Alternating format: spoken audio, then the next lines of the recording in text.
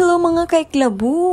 Tara samahan niyo ako, gagawa naman ako napakasarap na yogurt ice cream mango dessert. At dahil malapit na nga ang summer, season pa ng manggang hinog ngayon, promise napakadali lang nitong recipe na to, kaya manood ka na nga. Ito nga yung ating isang pirasong mangga. Ilalagay lang natin siya dyan sa may ice cream molder. Set aside muna natin yun. Tapos kumuha ko ulit ng isang mangga na hinog. Tapos i-blender natin to hanggang sa maging smooth ang ating mango dyan. Tapos maglalagay rin tayo dito ng creamy yogurt.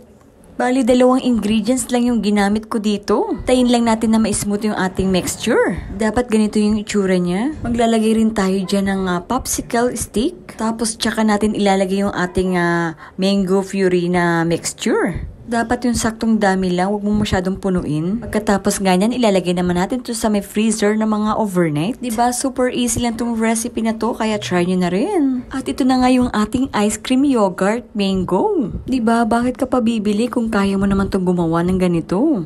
Super yummy pa at napaka-healthy pa na itong recipe na to. Baka hindi ka pa nakapalo sa akin, follow nyo na rin ako at share mo na rin tong video na to kung nagustuhan mo tong recipe na to.